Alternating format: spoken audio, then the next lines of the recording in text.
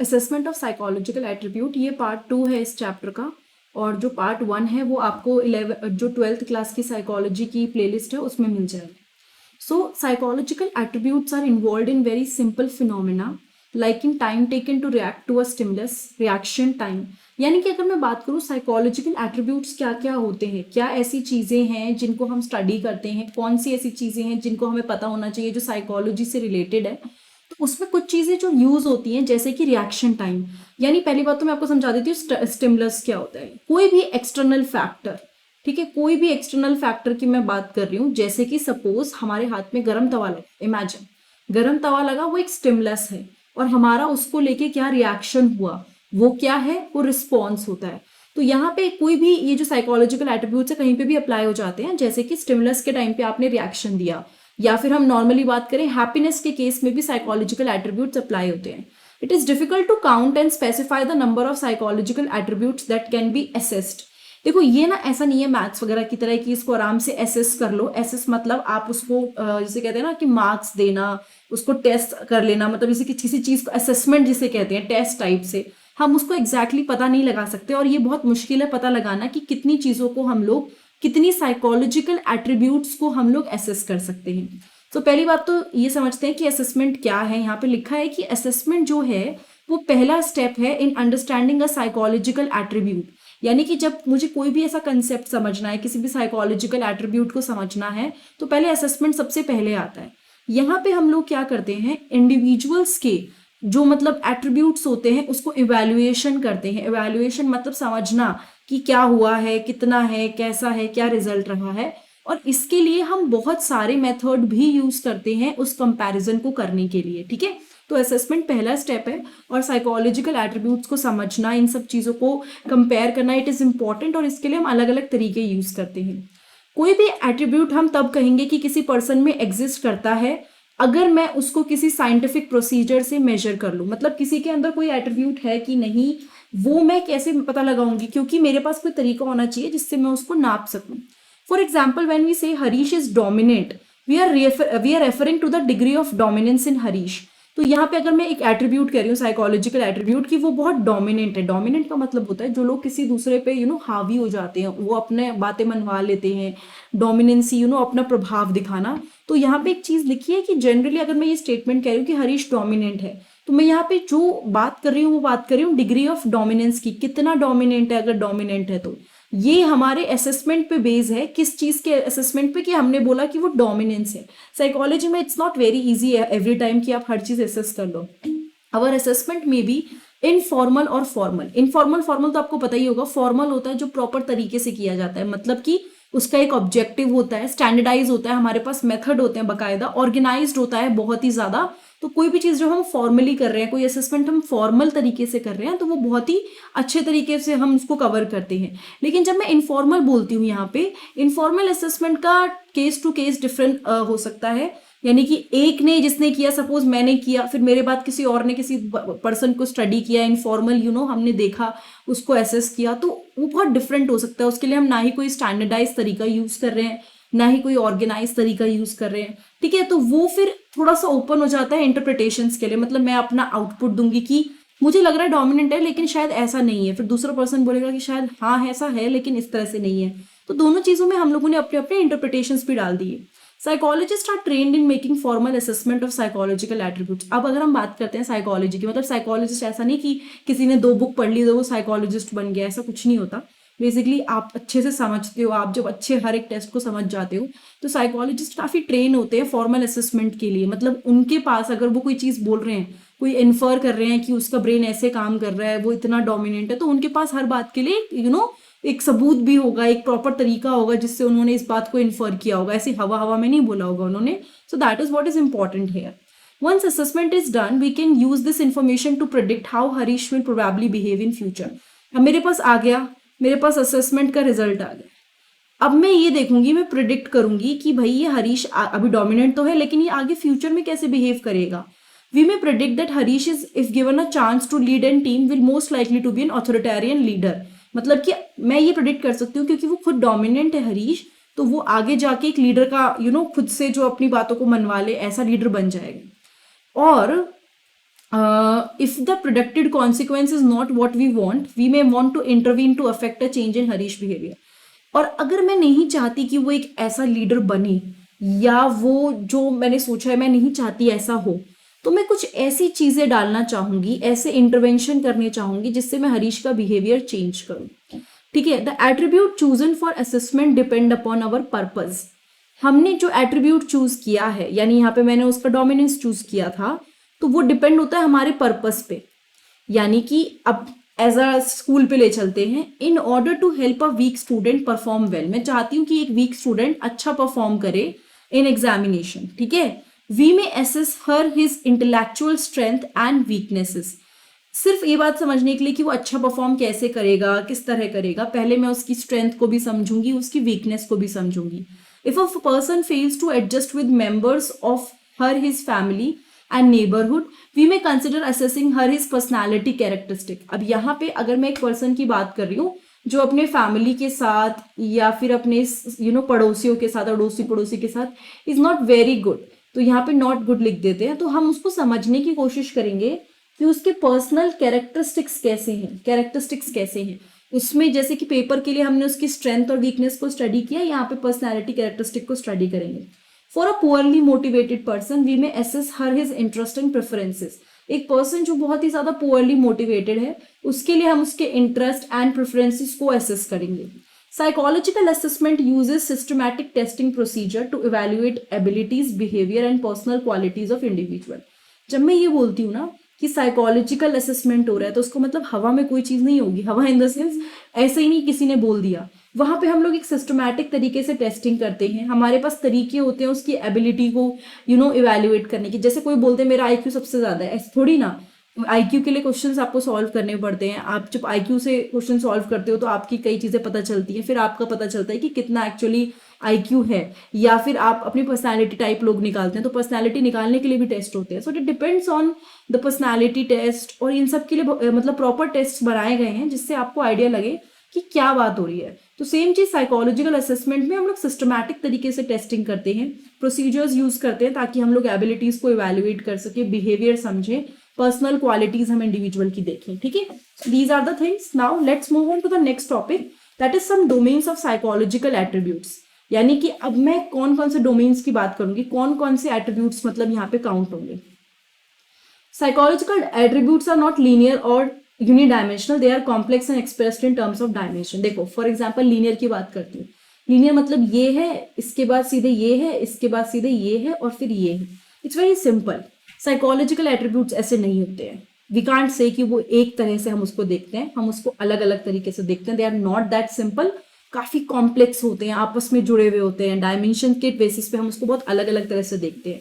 A line is a mere aggregate of many points. A point occupies no space, but think of a box. It occupies space. It can be described only in terms of 3 dimension, length, width and height. उसने एक example दे दिया. Line क्या है? Line बहुत सारे point से बनी है.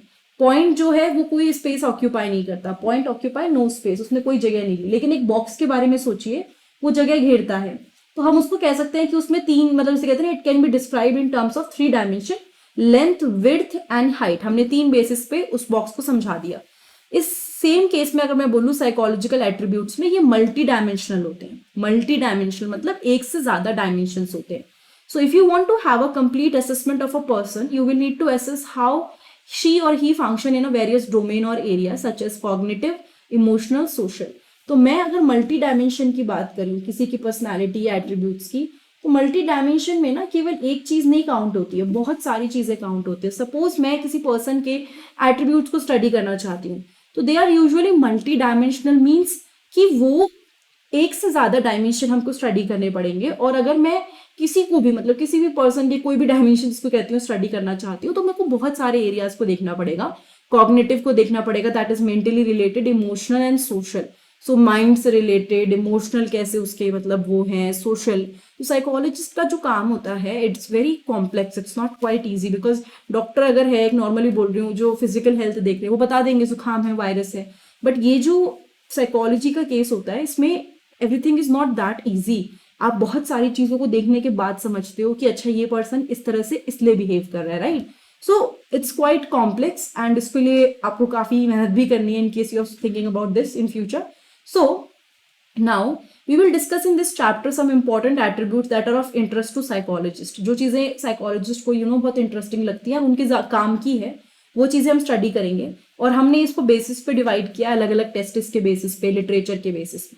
सबसे पहला पॉइंट उठा लेते हैं, that is intelligence is the global capacity to understand the world, think rationally and use available resources effectively when faced with challenges. जब मैं इंटेलिजेंस की बात करती हूँ कि कोई इंटेलिजेंट है, इंटेलिजेंट मतलब ये नहीं कि वो पढ़ाई में ही इंटेलिजेंट है. अगर कोई पढ़ाई में रट ले लेकिन वो एक्चुअल सिचुएशन में अच्छे से बिहेव नहीं कर रहा, वो उतना दिमाग नहीं अप्लाई कर रहा, तो मैं उसको इंटेलिजेंट नहीं बोलूंगी. So basically it's a capacity to understand the world. आप अपने आसपास की चीज़ों को समझ रहे हो, आप सोच रहे हो, ढंग से सोच पा रहे हो. सिचुएशन अगर प्रेशर वाली है, चैलेंज वाली है, आप कैसे सोच पा रहे हो, जो चीज़ें अवेलेबल है उन सब के साथ आप कैसे समझ पा रहे हो, ये सब कुछ इंटेलिजेंस के अंदर आता है. Intelligence test provide a global measure of a person general cognitive competence including the ability to profit from schooling. बहुत सारी चीजें आ गई, जैसे कि पर्सनली कि एक पर्सन जो है उसकी कॉग्निटिव कॉम्पिटेंस, वो कितना समझ पा रहा है, कितना वो अपना दिमाग चला पा रहा है, कितना उसका माइंड समझ रहा है, और जो भी चीज उसने गेन करी है अपनी स्कूलिंग में उसको कैसे वो यूज कर रहा है. ठीक है. जो स्टूडेंट्स जिनकी लो इंटेलिजेंस होती है, बहुत ज़्यादा इंटेलिजेंट नहीं होते, वो इतना अच्छा नहीं करते स्कूल रिलेटेड एग्जामिनेशन में. बट ये नहीं है कि सिर्फ और सिर्फ उनकी जो सक्सेस है लाइफ में वो केवल इंटेलिजेंस टेस्ट स्कोर से रिलेटेड, ऐसा कुछ नहीं है. हो सकता है पढ़ाई में अच्छा ना हो बट और किसी फील्ड में एकदम टॉप हो बच्चा. सो दोनों पॉसिबिलिटी हैं एंड दोनों चीज़ों को हमें यहाँ पे दिमाग में रखना है. Second thing that is aptitude. आपने बहुत बार सुना होगा एप्टीट्यूड टेस्ट. ये होता है acquiring skills, an individual underlying potential for acquiring skills. यानी कि यहाँ पे दे रखा है, मैं बताती हूँ किस तरह से कोई भी चीज उसने कैसे समझी, वो स्किल्स को कैसे ग्रास्प करेगा. एप्टीट्यूड टेस्ट यूज होते हैं प्रिडिक्ट करने के लिए if an individual will be able to do what an individual will be able to do if given proper environment and training. अगर आपने एक पर्सन को प्रॉपर ट्रेनिंग दे दी, ठीक है, आपने उस पर्सन को प्रॉपर ट्रेनिंग दे दी, हर चीज दे दी, उसके बाद वो कैसे रिएक्ट करेगा. A person with high mechanical aptitude can profit from appropriate training and can do well as an engineer. एक ऐसा पर्सन जिसका मैकेनिकल एप्टीट्यूड बहुत अच्छा है, वो समझ पा रहा है मशीन्स को, मशीनरी को, वो एक एक चीज में दिमाग एकदम फटाफट से उसका काम कर रहा है, तो वहां पे चाहे उसकी एसएसटी खराब थी, चाहे उसका कोई और सब्जेक्ट खराब था, बट उसकी वो जो एप्टीट्यूड है, मैकेनिकल एप्टीट्यूड, उसकी वजह से वो बहुत अच्छा इंजीनियर बन सकता है. इसी तरह से किसी का अगर लैंग्वेज में एप्टीट्यूड अच्छा है, बहुत लोग होते हैं साइंस बेकार है लेकिन लैंग्वेज बहुत अच्छी है, तो वो बहुत अच्छे राइटर बन सकते हैं, है ना. So there are various factors. आप किसी को जब इंटेलिजेंस के बेसिस पे जज करते हो तो केवल एक आध पॉइंट नहीं लेते हो, आप बहुत सारे पॉइंट्स को कंसिडर करते हो. थर्ड आ जाता है interest. That is interest is an individual preference for engaging in one or more specific activity relative to others. यानी कि जैसे इंटरेस्ट आपने सुना भी होगा, मेरा इंटरेस्ट इसमें है, मैं मैथ से ज़्यादा साइंस को प्रेफर करती हूँ. सो असेसमेंट में क्या होता है ना, आप अपना सब्जेक्ट, अपने कोर्स, ये सब चीज़ें आप डिसाइड कर सकते हो और कंफर्टेबली आप परस्यू कर सकते हो और अच्छी खुशी से कर सकते हो. एंड सबसे इंपॉर्टेंट चीज़, आपका जो इंटरेस्ट है वो आपको चॉइस बनाने में हेल्प करता है. चॉइस यानी कि क्या चीज़ आपको लेनी है. अब जैसे कुछ लोग होते हैं, उनको पता होता है कि कभी भी उनको लाइफ में पर्टिकुलर सब्जेक्ट नहीं पढ़ना, या कुछ लोग होते हैं कहते हैं मेरे को तो डॉक्टर ही बनना है, क्योंकि उनका इंटरेस्ट उस फील्ड में है, तो वो काफ़ी हेल्प करता है. And also it provide satisfaction, and jobs के फील्ड में अच्छा लगता है उनको, तो अच्छा वो भी सही रहता है. सो पर्सनैलिटी की बात करते हैं. Personality refers to relatively enduring characteristic of a person that makes her or him distinct from other. आप हमेशा सुनते होंगे यार उसकी पर्सनैलिटी बहुत अच्छी है. तो पर्सनैलिटी का मतलब क्या होता है, किसी की कैरेक्टरिस्टिक ऑफ अ पर्सन जो उसको दूसरों से अलग बनाएगा, डिस्टिंक्ट फ्रॉम अदर्स. किसी की एक की पर्सनालिटी बहुत अच्छी है, उसका ऑरा बहुत अच्छा है, मतलब कि वो जो भी वो पूरा एज अ होल पर्सन है वो कितना लोगों को सही लग रहा है.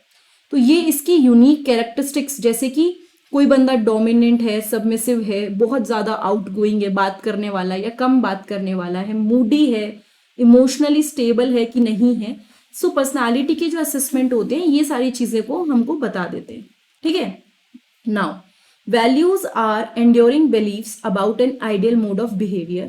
A person having a value sets a standard for guiding her his action in life and also for judging others. यानी वैल्यूज में कौन सा पॉइंट ऐड होता है? वैल्यूज इज बेसिकली अपने बिलीव्स या हमारा आइडियल मूड। एक इंसान चोरी कर रहा है, एक इंसान को चोरी बहुत गलत लग रहा है तो सब माइंड का खेल ना, बट माइंड में जो वैल्यू है, कौन सी चीज उन्होंने चूज करी, एक वैल्यू सेट जो उनको गाइड कर रहा है, उसके एक्शंस को गाइड कर रहा है, ये सारी चीजें वैल्यूज में आती है। In value assessment we try to determine the dominant value of a person, political, religious, social or economics. So value assessment में बेसिकली अगर मैं बात करती हूँ, जैसे मैंने बताया ना कि कोई किसी के क्या बिलीफ हैं, क्या वो सोचता है, उसका दिमाग कैसे, कुछ लोग जानवरों को बिल्कुल मतलब बहुत ज़्यादा वो करते हैं अडोर, कुछ लोग नहीं करते हैं। So it depends on the values, ये सारी चीज़ें वैल्यूज़ के अंदर आती हैं। तो सबसे इंपॉर्टेंट चीज़ है, अभी हमने क्या देखा, हमने पढ़े कि डिफरेंट जो जिसे कहते हैं ना साइड, जिसे कहते हैं एट्रीब्यूट्स हो गए। Intelligence is one of them, aptitude is one of them. उसके बाद आ गए हम इंटरेस्ट, पर्सनालिटी, वैल्यूज। ये क्वेश्चन पेपर में आ सकते हैं कि what are the different attributes of psychology and everything. बहुत आसान है, बहुत अपनी डेली लाइफ से बहुत मिलते हैं। तो इसको पढ़ोगे तो आई थिंक इसमें ज़्यादा मेहनत ऐसे नहीं करनी कि याद रखने वाला नहीं है, आपको मेन पॉइंट याद हो गए तो आप समझ जाओगे। जैसे मैं अगर एप्टीट्यूड बोल रही हूँ या मैं इंटरेस्ट बोल रही हूँ तो आपको समझ में आ रहा है कि मैं किस साइड में बोल रही हूँ, है ना। तो वो रटने वाला सिस्टम यहाँ पे है नहीं, तो काफ़ी अच्छा पार्ट है इसका ये। नाउ इंटेलिजेंस में जाने से पहले हम लोग असेसमेंट मेथड पढ़ लेते हैं फटाफट से। So several methods are use for psychological assessment. कई सारे मेथड यूज होते हैं, कुछ आपने 11th क्लास में पढ़े थे, लेकिन कुछ हम की फीचर्स को रिकॉल कर लेते हैं। साइकोलॉजिकल टेस्ट एक ऑब्जेक्टिव एंड स्टैंडर्डाइज मेजर होता है किसी भी इंडिविजुअल की मेंटल या फिर बिहेवियरल कैरेक्टरिस्टिक्स का, यानी कि वो क्या सोचता है, किस तरह से सोचता है, बिहेवियरल कैरेक्टरिस्टिक्स क्या हैं, ये सब कुछ साइकोलॉजिकल टेस्ट से पता चल जाते हैं। Objective tests have been developed to measure all the dimension of psychological attributes. कई सारे टेस्ट को हमने डेवलप किया है मेजर करने के लिए different types of psychological attribute, जैसे कि इंटेलिजेंस, एप्टीट्यूड एटसेट्रा। ठीक है, these tests are widely used for the purpose of clinical diagnosis. So अगर कोई पर्सन साइकाइट्रिस्ट के पास जाता है, ठीक है, तो ऐसा नहीं कि कोई मशीन लेके बैठे हैं वो लोग, नहीं, डिफरेंट टेस्ट करके वो आपको बताते हैं कि आपको ये प्रॉब्लम है, ये नहीं है। दे स्टडी यू, वो डिटेल में समझते हैं कि क्या बिहेवियर रहा है। सो ये क्लिनिकल डायग्नोसिस में हेल्प करता है, गाइडेंस में आगे क्या करना है, पर्सनल सिलेक्शन, प्लेसमेंट, ट्रेनिंग। जो इंटरव्यूज होते हैं उसमें कई बार वो आपकी मार्क्स नहीं देखते हैं, वो आपका वे ऑफ थिंकिंग, आप जिस तरह से सिचुएशन के लिए बात कर रहे हो, क्वेश्चन वो आपसे ऐसे पूछते हैं कि ऑटोमेटिकली आपका साइकोलॉजिकल टेस्ट हो जाता है। सो ये सब इसके फंक्शन है। Besides objective test, psychologist have also developed certain projective test specially for the assessment of personality. कई सारे उन्होंने ऑब्जेक्टिव टेस्ट अलग अलग डिटरमाइन की हैं। उसके अलावा they have also develop certain projective test, जिसके बारे में हम लोग चैप्टर 2 में पढ़ेंगे, तो इससे परेशान होने की जरूरत नहीं है। फिर उसके बाद सेकंड पे आते हैं। तो एक तो टेस्ट हो गए, that is second is interview. Interview में क्या होता है, एक पर्सन से आप नॉलेज सीख करने की कोशिश करते हो, कोई आपका इंटरव्यू ले रहा है। जैसे आप लोग कई सारी ऐसी डॉक्यूमेंट्री देखते होंगे, अगर आप साइकोलॉजी पढ़ रहे हैं या नहीं भी पढ़ रहे हैं तो देख सकते हैं, जिसमें किसी को हम लोग इंटरव्यू कर रहे हैं and then we are trying to understand कि वो पर्सन के दिमाग में क्या चल रहा है। सो वो 1-on-1 बेसिस पे जो एक इंटरव्यू हुआ है वो काफ़ी यूजफुल रहता है। वो यूज हो सकता है जब एक काउंसलर अपने क्लाइंट से इंटरेक्ट करता है, ठीक है। सो इसी तरह से सेल्स पर्सन एक डोर टू डोर सर्वे करता है ताकि उसको पता चले कि पर्टिकुलर प्रोडक्ट कितना काम का है कि नहीं। तो ये सर्वे वगैरह ऐसी टाइम वेस्ट नहीं होते हैं, ऑब्वियसली इनका कुछ फंक्शन होता है। एक एम्प्लॉयर सेलेक्ट करता है एम्प्लॉय को अपनी ऑर्गेनाइजेशन के लिए with the help of interview, ठीक है, सेम चीज आ गई। जर्नलिस्ट इंटरव्यू करते हैं इंपॉर्टेंट लोगों का, इंटरनेशनल एंड नेशनल इंपॉर्टेंस के। सो पहला मेथड अगर मैं बोलूँ, first is psychological test, second is your interview and third is case study. ये एक इन डेप्थ स्टडी होता है इंडिविजुअल का in terms of her his psychological attribute, psychological history in the context of her his psychological and physical environment. यानी कि यहाँ पे हम ओवरऑल स्टडी करते हैं। ऐसा नहीं कि 1 घंटे में हमने देखा कि अच्छा ये टेस्ट ले लिया, अच्छा ये ऐसा ऐसा, अच्छा ये डिसऑर्डर है तुम्हें, नहीं। कई लोगों के दिमाग इतने कॉम्प्लेक्स होते हैं, तो वहाँ पे किसी की हम स्टडी करते हैं कि उसने उस टाइम पे कैसा बिहेव किया था, फिर 2 साल बाद उसको कुछ नई प्रॉब्लम हुई, फिर उसने कैसे बिहेव किया। सो ऐसे जो आप पूरा स्टडी करते हो वो उसमें हर एक चीज़ आ जाती है, उसकी हिस्ट्री, एट्रीब्यूट्स, एवरीथिंग, वो सब केस स्टडी में इन्वॉल्व होता है। केस स्टडीज वाइडली यूज होती है क्लिनिकल साइकोलॉजिस्ट के द्वारा। Case analysis of the lifes of great people can also be high illuminating for those willing to learn from their life experiences. कई बार किसी के केस स्टडी, मतलब उसने क्या क्या किया था, उसने क्या स्टेप लिया था, वो एक ऐसे पर्सन को हेल्प कर सकता है इसका जो दूसरा पर्सन है वो इससे इन्फ्लुएंस है, वो इसके जैसा बनना चाहता है, तो वो काफी कुछ सीख सकता है इस सब की हेल्प से। केस स्टडीज डाटा जनरेटेड होता है अलग अलग तरीके से, जैसे कि interview, observation, question answer, psychological test, इन सब से जब डाटा जनरेट होता है उसके बाद केस स्टडीज को डेवलप किया जाता है, वो उस पर बेस्ड होती हैं। ठीक है, तो जो जितने भी साइकोलॉजिस्ट होते हैं generally they also take wide use of this case study. फिर आ जाते हैं ऑब्जर्वेशन पे। ऑब्जर्वेशन में आप क्या करते हो, प्रॉपर जो भी बिहेवियर है आप उसको स्टडी करने की कोशिश करते हो। ठीक है, जैसे कि मदर चाइल्ड का इंटरेक्शन, वो बहुत अच्छे से आप ऑब्जर्व कर सकते हो। Major problem with observational method are that the observer has little control over the situation and the report may suffer from subjective interpretation of the observer. हाँ, तो ये एक ड्रॉबैक लिखा हुआ है, पेपर में आ सकता है, बट ओवरऑल बता देती हूँ ड्रॉबैक क्या है कि कोई अगर ऑब्जर्व कर रहा है तो यहाँ पे कोई भी चीज ऑन पेपर एक टेस्ट की तरह नहीं हो रही है, या कुछ भी ऐसा जिसे कहते हैं ना कि कोई पर्टिकुलर टेस्ट या तरीका नहीं है, केवल एक ऑब्जर्वेशन है। तो मेरी ऑब्जर्वेशन किसी पर्सन के लिए एकदम एंटायरली डिफरेंट हो सकती है और किसी दूसरे पर्सन की ऑब्जर्वेशन बिल्कुल डिफरेंट हो सकती है। जैसे आप देखते होंगे अगर कोई क्राइम करता है तो उसके आसपास के लोगों से पूछा जाता है कि उसका बिहेवियर कैसा था, क्या था, तो कुछ लोग बोलते हैं अरे वो तो बहुत ही शरीफ था, वो तो बहुत ही अच्छा था। तो यहाँ पे जो कॉन्ट्रीब्यूटिंग फैक्टर हुआ वो ऑब्जर्वेशन हुई। ठीक है, उसके बाद ये ऑब्जर्वेशन हो गया। Then self report. Self report is a method in which a person provide factual information about herself, himself or opinions, belief etcetera. तो जिसका भी सपोज क्लिनिकल डायग्नोसिस चल रहा है किसी का डिप्रेशन के लिए इमेजिन, तो वो अपने बारे में बताएगा कि मेरा ऐसा है, इस तरह से मेरे विचार हैं, मुझे ये थॉट्स आते हैं। तो ये सब कुछ सेल्फ रिपोर्ट के अंदर आता है। ठीक है, ये एक इंटरव्यू स्केड्यूल करके या फिर क्वेश्चन की हेल्प से या साइकोलॉजिकल टेस्ट, इस सब की हेल्प से, पर्सनल डायरी से हम ये इन्फॉर्मेशन निकाल सकते हैं। So this was the whole part जिसमें हमने कवर कर लिया कि कौन कौन से असेसमेंट होते हैं साइकोलॉजिकल एट्रीब्यूट्स के। This is very important. और ये मैं फिर से बोल रही हूँ, जो बीएड और एमएससी या एमएड के बच्चे हैं जो ये पढ़ रहे हैं, this is for the deep knowledge. ऐसा नहीं है कि डायरेक्टली ये क्वेश्चन आपसे पूछे जाएंगे, but if you want to understand psychology को बिल्कुल बेसिक से, तो उसके लिए बहुत अच्छा है एक्स्ट्रा रीडिंग के लिए। सो आप लोग इसको रीड कर सकते हो। और इसमें काफ़ी सारे फैक्टर्स हम लोगों ने कवर कर लिए हैं। इसके नीचे डिस्क्रिप्शन बॉक्स में मैं इस प्लेलिस्ट का लिंक दे दूंगी, दैट इज 12th साइकोलॉजी, जिसमें आपको इसके बचे हुए पार्ट्स मिल जाएंगे। नेक्स्ट पार्ट में हम लोग इंटेलिजेंस पढ़ेंगे। इससे वाले पार्ट में पहले वाले पार्ट में हम लोग इंडिविजुअल डिफरेंसेस पढ़ चुके हैं। सो अगर ये वीडियो अच्छी लगी तो लाइक, कमेंट, सब्सक्राइब और शेयर करना बिल्कुल मत भूलिएगा। And thank you so much. Have a nice day. I will see you next time in the next video.